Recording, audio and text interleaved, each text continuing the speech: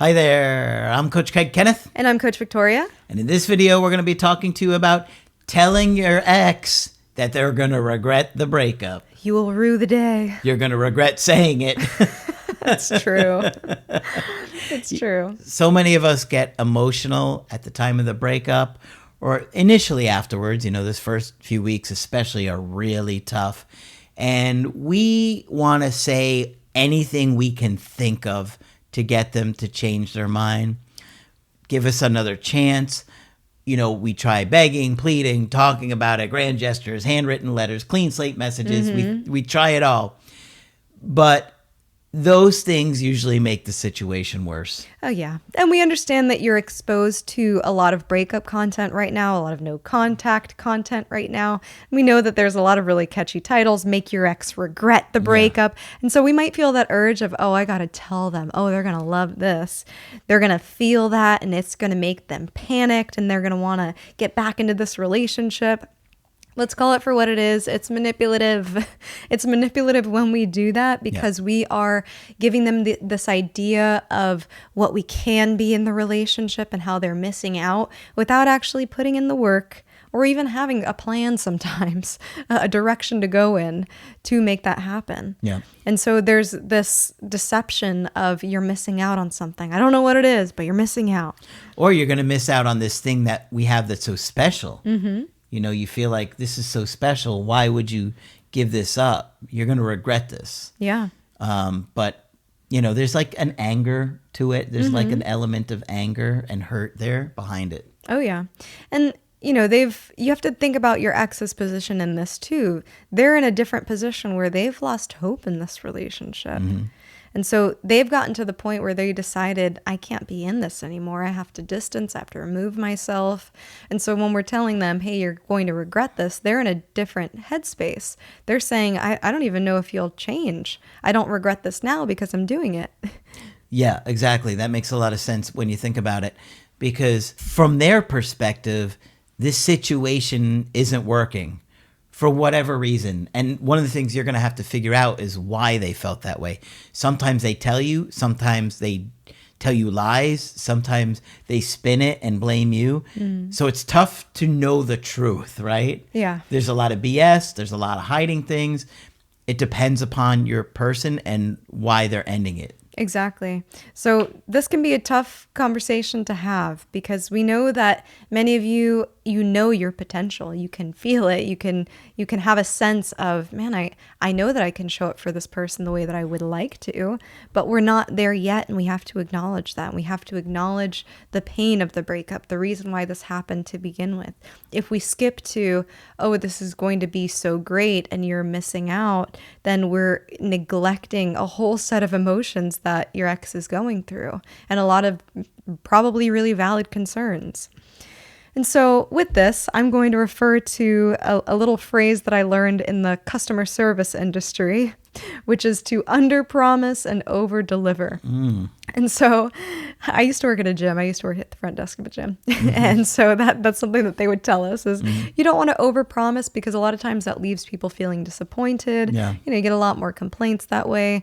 And I find this to be true in a lot of different areas in life too. You know, if we're overpromising and not able to meet that need or fulfill our promise, then it can lead to a lot of disappointment. It can lead to even a lot of distrust later down the line. And so in the situation in your breakup, it's better to underpromise and overdeliver. We don't want to promise the world. We want to be realistic with where we're at. And what happens is when you do overpromise and you underdeliver, they get angry. Oh, I thought you were going to change. And here you are doing the same things that you did 3 weeks ago when we ended this. And this is why I told you it wasn't going to work. And so this is what happens to all of you guys that say, I've changed. I'm different. It's been 2 weeks and now I know what you want and I'm ready to give it to you. Why do they got to sound like that, though? It makes it more fun. Because that's how you look to them. That's what they hear, that voice. Oh, no. The point we're trying to drive home is that change takes time and it can be slow and it can be frustrating. And sometimes there's progress, then regression, then a little bit more progress. It's, you know, taking 5 steps forwards and 2 steps back and then another 5 forward. And so it's a process that comes with a lot of ups and downs, with a lot of self-reflection. And we have to acknowledge where we're at. Yeah. I think a lot of times we want to force that feeling of regret in our partner. And if you watch a lot of our videos where it talks about, making your ex regret the breakup, a lot of the time, I think all of the time, we're talking about personal growth and getting to that point where you're basically proving it to yourself what you're capable of. This is about showing yourself that you can meet that potential. That's right. That you see. Sometimes I see those comments about, well, I've done all this work and now they haven't reached out, so it was pointless. How do you respond to that? Well, I'll say that would take a lot of reframing, because seeing personal growth as pointless, to get to that point where you actually see some progress and not being in that place where you celebrate it or acknowledge it or see how it's improving your life all around, it makes me wonder if you've self-reflected to that point to begin with. Yep. If you're so pinpoint focused on getting a specific response from a specific person, and that's the reason why you're learning to be more emotionally intelligent or more emotionally aware, then you are missing the point. It's kind of proving to them that they were right about the situation. Right. Yeah. You're doing these things to manipulate, not to be authentic. It's when you get to that place when you're truly authentically growing for yourself, that's what people are attracted to, not you trying to trick them by I'm going to be different for 3 weeks. And then you go back to your old behaviors, which is why they start saying those things to you when you overpromise and underdeliver. Right. Right? They start throwing it back in your face. They're going to get angry. That's why I say show them. Don't try and tell them you've changed. You let them see it for themselves. And progress does speak for itself, right? It's something, we talk about that your ex can sense. And some of you might be wondering, well, I'm in no contact. How the heck is my ex going to sense that, right? We're talking about preparing for that moment when your ex does reach out. And if they don't, there are many scenarios where you outgrow your ex.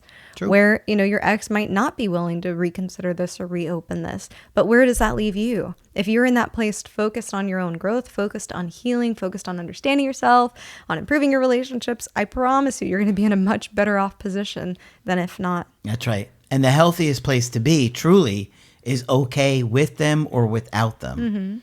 Not, you got to hear what I'm saying here. Not okay with them or without them. Right? That's the true place of confidence. Yes, we understand you want them back. We get it. We hope you get another chance. But if you don't really do the work and you try to overpromise and you underdeliver, it's going to fall apart. They're going to be angry. They're going to be resentful. And they're going to say, this is exactly why I ended it. And you're still doing these things. You didn't really change. Yeah. And we have to let go of the idea that there's a magic phrase that we can say that will get our ex back. I know our brain will be very clever. Yeah. Sorry, it reminds me of the guy that advertises on our channel. If you don't send a handwritten letter first, no contact isn't going to work. Yeah, it's like there's like the secret code to get your ex to change their mind. And if you just make them feel enough regret, or if you make them feel enough guilt or this or that, that's not how it works. Things take time to process, and, trying to convince somebody who had just freshly made a decision, that's not the place that I would start. All right. Hopefully this one's been helpful to you. And if you'd like to get our help personally, you could do that on my website, askcraig.net. I do email coachings and I do Zoom calls.